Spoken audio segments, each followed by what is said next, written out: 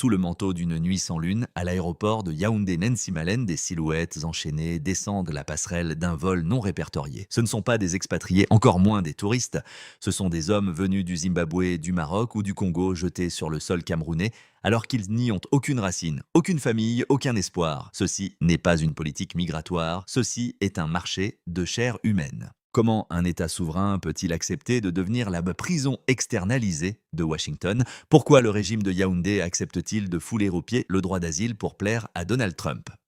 La réponse est brutale. Derrière ce commerce de migrants se cache un pacte de survie politique. Entre les murs du palais d'Etoudi, on ne cherche plus la justice, on achète le silence international pour protéger un trône vacillant de 93 ans. Aujourd'hui, le pouls africain brise l'ombre sur cette transaction infâme où la dignité africaine est vendue aux enchères pour garantir une succession dynastique. Ne détournez pas le regard, ce qui va suivre pourrait bien bouleverser notre compréhension de la carte géopolitique africaine.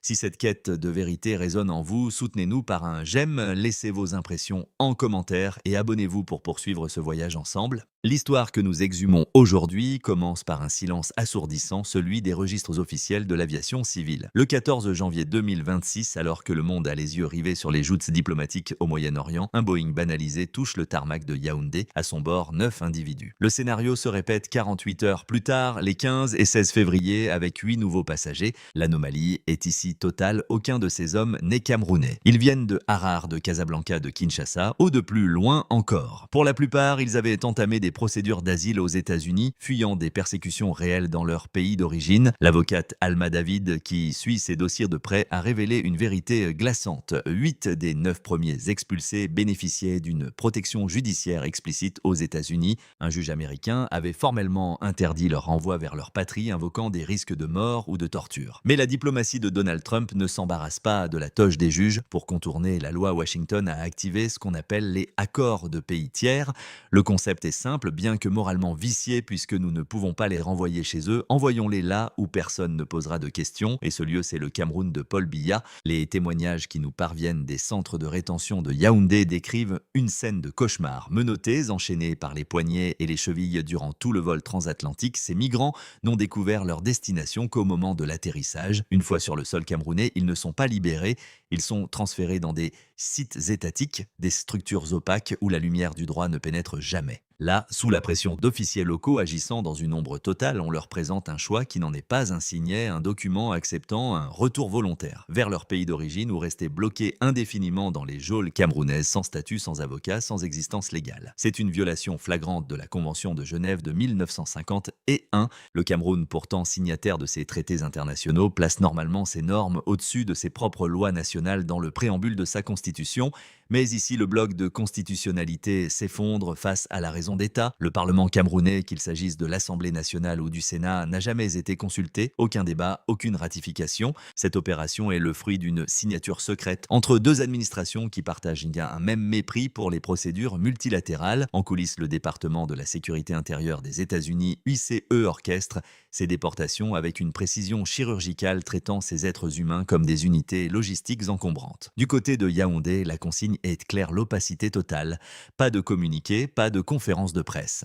On cache ces migrants comme on cache une faute honteuse. Mais cette honte a un prix et ce prix se compte en millions de dollars et en promesses de survie politique. Avant de dévoiler le prochain chapitre qui est peut-être l'affirmation de souveraineté la plus paradoxale que vous ayez jamais entendue, je souhaite faire une pause et m'adresser directement à vous. Si cette chaîne vous a ému, si ces récits touchent quelque chose de profond dans votre esprit, envisagez de devenir membre. Pas pour des avantages exclusifs, mais parce que soutenir cette chaîne, c'est soutenir directement des récits que les médias traditionnels refusent de raconter. Chaque adhésion est un vote pour la mission du pool africain. Rejoignez-nous. Mais pourquoi Yaoundé a-t-il accepté ce marché infâme au mépris de son propre honneur international? La réponse ne se trouve pas dans les caisses de l'État, mais sur les plateaux de télévision, là où les masques du pouvoir commencent enfin à tomber. Dans les régimes où le silence est une institution, la vérité ne sort jamais par la grande porte, elle s'échappe par une fissure imprévue. Alors que le gouvernement camerounais s'enferme dans un mutisme de marbre concernant l'arrivée des migrants, un séisme d'une toute autre nature est venu ébranler les fondations du palais d'Etoudi. Une scène surréaliste presque obscène de franchise s'est déroulée sur le plateau de la chaîne Vision 4, un média pourtant réputé proche du pouvoir. Fridolin Nke, chroniqueur politique et habitué des cercles d'influence, a soudainement rompu le pacte de l'omerta. Face à un représentant du parti au pouvoir, le RDPC, qui se targuait d'une victoire électorale écrasante, l'homme a craqué. Ses mots enregistrés et diffusés sont une décharge électrique pour la conscience nationale. Arrêtez d'énerver les gens, vous n'avez pas eu 50%, on a seulement forcé. Moi j'ai fait le faux pour l'avenir du pays. Cet aveu n'est pas celui d'un opposant aigri, mais celui d'un membre de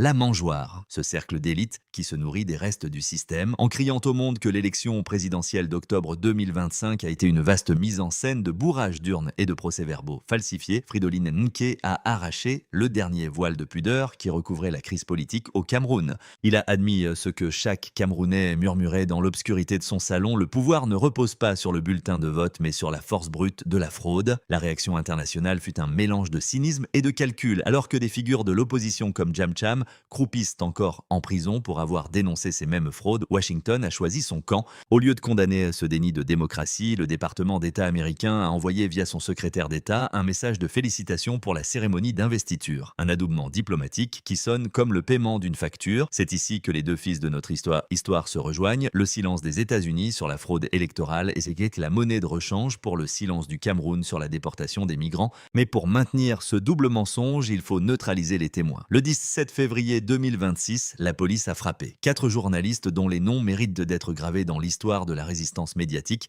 ont été interpellés alors qu'ils tentaient de documenter le sort des migrants non camerounais dans un camp de transit à Yaoundé. On ne les accuse pas de mentir, on les punit d'avoir voulu voir. La répression est devenue le seul langage d'un régime qui n'a plus rien à promettre, sinon la pérennité de son propre chaos. Ce climat de peur ne se limite pas aux frontières du pays. Au sein de la francophonie, l'émotion est vive, mais les chancelleries restent étrangement prudentes. Pourquoi ? Parce que le Cameroun, dans sa dérive, joue sur tous les tableaux. Il offre sa terre à Donald Trump, son pavillon maritime à la flotte fantôme russe pour l'aider à contourner les sanctions et ses ressources aux plus offrants. C'est une diplomatie de survie où chaque bribe de souveraineté est bradée pour une minute de plus au pouvoir. L'aveu de Fridolin Nke a créé une onde de choc qui ne s'arrêtera pas de sitôt. Il montre que même au sein de l'appareil d'État, la honte commence à dépasser la loyauté. Les cadres du régime savent que le système est à bout de souffle, que le vieux chef de 93 ans n'est plus qu'une effigie de bois derrière laquelle se cachent des clans prédateurs. La fraude électorale n'est plus un secret de polichinelle, c'est une plaie ouverte qui saigne en direct à la télévision. Cette confession n'est pas une simple erreur de communication,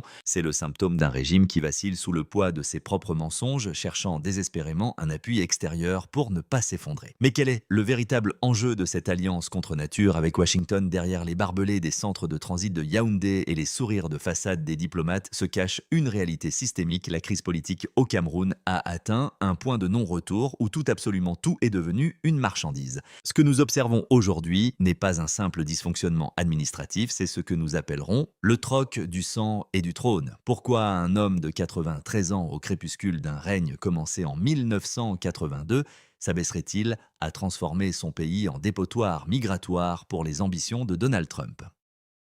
La réponse réside dans une obsession, la survie du trône. À Yaoundé, l'heure n'est plus à la gouvernance, mais à la préparation d'une succession dynastique qui ne dit pas son nom. Dans ce contexte, l'appui ou du moins le silence de Washington vaut bien plus que quelques principes humanitaires. En acceptant de recevoir ces migrants dont personne ne veut, le régime achète une assurance-vie politique. Il s'assure que lorsque le moment de la transition critique viendra, les États-Unis détourneront le regard comme ils l'ont fait pour les fraudes massives dénoncées sur les plateaux de Vision 4. L'impact civil de cette politique est dévastateur. Le Cameroun a une longue